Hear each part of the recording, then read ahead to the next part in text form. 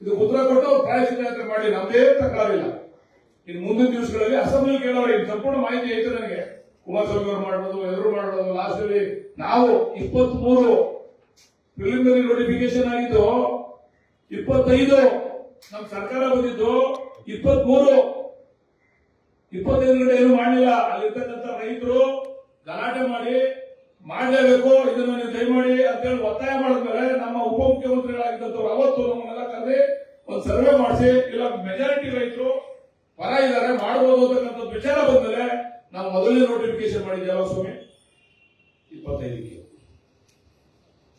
Final notification ಮಾಡಿದ್ದು 24. 1 ವರ್ಷ.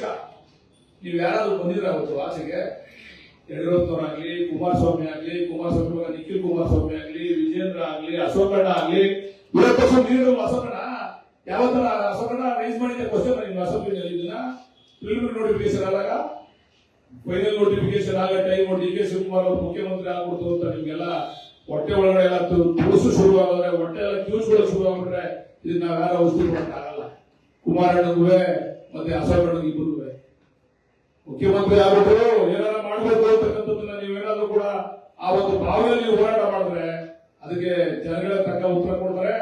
ಅದರಿಂದ ದಯಮಾಡಿ ನಾನು ಮಾಧ್ಯಮ ಸ್ನೇಹಿತರ ಮುಖಾಂತರ ನಾನು ಅವ್ರಿಗೆ ಆಗ್ರಹ ಪಡಿಸ್ತೀನಿ, ಮಾಡಕ್ಕಿಂತ ಮುಂಚೆ ಇವಕ್ಕೆಲ್ಲ ಉತ್ತರ ಕೊಡ್ಲಿ. ಇಲ್ಲ ನಮ್ಮನ್ನೇ ಚರ್ಚೆ ಕರೀಲಿ, 1 to 1 ಅಸೋಕಣ್ಣ ಬರ್ತೀನಿ ನಾನು ಮಾಹಿತಿ ತಗೋತೀನಿ. ಯಡಿಯೂರಪ್ಪನವ್ರ ಮಗ ಕರೀತಾರೆ, ವಿಜಯೇಂದ್ರ ಮಾಹಿತಿ ತಗೋತೀನಿ. ಕುಮಾರಣ್ಣ ಕರೀತಾರ, ಪಾಪ ನಮ್ಮ ಮುಖ್ಯಮಂತ್ರಿಗಳನ್ನ ಕರೀತಾರೆ ಕುಮಾರಣ್ಣ. ಅದನ್ನ ಬೈರ್ಮಂಗಕ್ಕೆ ಅಂತ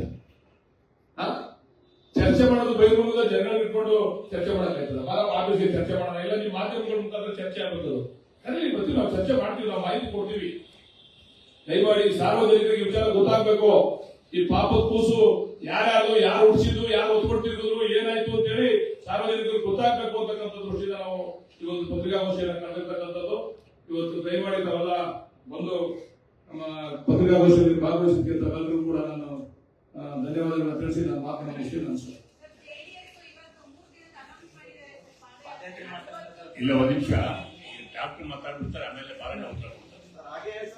ಅನಿತಾ ಕುಮಾರಸ್ವಾಮಿ ಮತ್ತೆ ನಿಖಿಲ್ ಕುಮಾರಸ್ವಾಮಿ ಅನಿತಾ ಕುಮಾರಸ್ವಾಮಿ ಅವರು 31 ಎಕರೆ, ಅದನ್ನ ಈಗ 35 ಎಕರೆಯಲ್ಲಿ ಯಾರೋ ಒಬ್ರು ಅದು SC ಜಮೀನು, ಅದು ಯಾರೋ ಒಬ್ರು ಅರ್ಜಿ ಕೊಟ್ಟಿದ್ದಾರೆ. ಅದು PTCL ಕಾಯ್ದೆ ತಂದ್ರೆ ದಯಮಾಡಿ ಅವರಿಗೆ ಪರಿಹಾರ ಕೊಡಬೇಡಿ ಅಂತ ಹೇಳಿ ಯಾರೊಬ್ರು ನಮ್ಮ ಬಿಡದಿ ಟೌನ್ಶಿಪ್ ಗ್ರೇಟರ್ ಬೆಂಗಳೂರು ಇದಕ್ಕೆ ಅರ್ಜಿಗಳನ್ನ ಕೊಟ್ಟಿದ್ದಾರೆ. ಅದು SC ಜಮೀನು, ಅದು ಐದು ಪರ್ಪದ PTCL ಆಗಿ. ಅದು ಯಾರು ತಗೊಂಡಿದ್ದು ಗೊತ್ತಾ? ಅದನ್ನ ನೀವು ಚೆನ್ನಾಗಿ ಕೇಳಿದ್ರೆ ಸುರೇಶ್ ಅವರು ಯಾರು ತಗೊಂಡಿದ್ದು ಗೊತ್ತಾ? ಅದು 2008ರಲ್ಲಿ ಕುಮಾರಸ್ವಾಮಿ ಅವರ ಅತ್ತೆ ಬೇನಾಮಿ, ಕುಮಾರಸ್ವಾಮಿ ಅವರ ಅತ್ತೆ 2008ರಲ್ಲಿ ಅವ್ರ ಹೆಸರು ರಿಜಿಸ್ಟರ್ ಮಾಡ್ಕೋತಾರೆ. ಯಾವಾಗ 2006ರಲ್ಲಿ ಇದು ನೋಟಿಫಿಕೇಶನ್ ಮಾಡಬೇಕು ತೀರ್ಮಾನ ಮಾಡ್ತಾರಲ್ಲ, ಯಾರಪ್ಪ ರಿಯಲ್ ಎಸ್ಟೇಟು? ನಾನು DK ಸುಬ್ಬರಾವ್ ತಗೊಂಡವ್ರ ಜಮೀನ, ಬಾಲಕೃಷ್ಣ ತಗೊಂಡವ್ರ ಜಮೀನಲ್ಲಿ ತಗೊಂಡ್ರೆ ಯಾರು? ಕುಮಾರಸ್ವಾಮಿ. ಯಾರ ಹೆಸರಿಗೆ? ಅವ್ರ ಅತ್ತೆ ಹೆಸರಿಗೆ. ಅವ್ರ ಅತ್ತೆ ಹೆಸರಿಂದ 23ರಲ್ಲಿ ಮಗಳ ಹೆಸರಿಗೆ ಅದನ್ನ ಗಿಫ್ಟ್ ಡೀಡ್ ಮಾಡ್ತಾರೆ. ಯಾರ ಹೆಸರಿಗೆ? ಕುಮಾರಸ್ವಾಮಿ ಹೆಸರಿಗೆ. ತಗೊಂಡಿದ್ದೇವಲ್ಲ ನೀವು 2002ರೋ 2003ರೋ 2003ರೋ ತಗೊಂಡಿದ್ರೆ ನಾವು ಒಪ್ಕೋತಿದ್ದೋ, ಹೌದಪ್ಪ ಇವ್ರು ಪ್ರಾಮಾಣಿಕವಾಗಿ ಏನೋ ವ್ಯಾಪಾರ ತಗೊಂಡವ್ರೆ ಅಂತ. ಇದು ಯಾವಾಗ ನೀವು ಟೌನ್ಶಿಪ್ ಮಾಡ್ತೀರಾ ಅಂತ ಗೊತ್ತಾದ್ಮೇಲೆ ನೀವು ನಿಮ್ಮ ಅತ್ತೆ ಹೆಸರಿಗೆ ತಗೋದಿರಲ್ಲ ಅದು SC ST ಜಮೀನ, ಅದು PTCL ಕಾಯ್ದೆ ಉಲ್ಲಂಘನೆ, 79AB ಉಲ್ಲಂಘನೆ, ಅವೆಲ್ಲ ಮತ್ತೆ ಮುಂದಕ್ಕೆ ಕೊಡ್ತೀವಿ ಅವ್ರಿಗೆಲ್ಲ. ಈಗ ಅವರು ಪ್ರಮಾಣ ಹೇಳೋರಲ್ಲ, ಇದನ್ನ ಸಾರ್ವಜನಿಕರಿಗೆ ಕೊಡ್ತೀನಿ ಅಂತ ಮುಂದಿನ ದಿವಸ ಸಾರ್ವಜನಿಕರಿಗೆ ಕೊಡಬೇಕಾಗ್ತದೆ. ಅವ್ರು ಬಿಟ್ಟರೆ ನಾವು ಸೈಟ್ ಹಂಚಿಪಾಗ ಹೋರಾಟ ಮಾಡ್ತಾರಲ್ಲ, ಅವ್ರಿಗೆಲ್ಲರಿಗೂ ಒಂದೊಂದು ಎಕ್ಸ್ಟ್ರಾ ಸೈಟ್ ಕೊಡ್ತೀವಿ. 38 ಎಕರೆ, 36 ಎಕರೆ, 38 ಎಕರೆ ಎಕ್ಸ್ಟ್ರಾ ಸೈಟ್ ಕೊಡ್ತೀವಿ. ಅರ್ಜಿ ಕೊಟ್ಟು ಅವ್ರು ಬಂದು ನಮಗೆ ಕೊಡ್ಬೇಕು ಸ್ವಾಮಿ, ನೀವು ಪರಿಹಾರ ಅವ್ರು ಕೊಡ್ಬೇಡಿ, ಇದು ನಮ್ಮ ಜಮೀನು, SC ST ಜಮೀನು, ಇವ್ರ ಅಧಿಕಾರ ಎಲ್ಲ ತಗೊಳಕ್ಕೆ ಅಂತೇಳಿ ಇವತ್ತು ಅವರ ಮೊಮ್ಮಕ್ಕಳು ಅರ್ಜಿ ಕೊಟ್ಟಾರ. ಅದ್ರ ಬಗ್ಗೆ ಆಮೇಲೆ ಬರ್ತೀನಿ.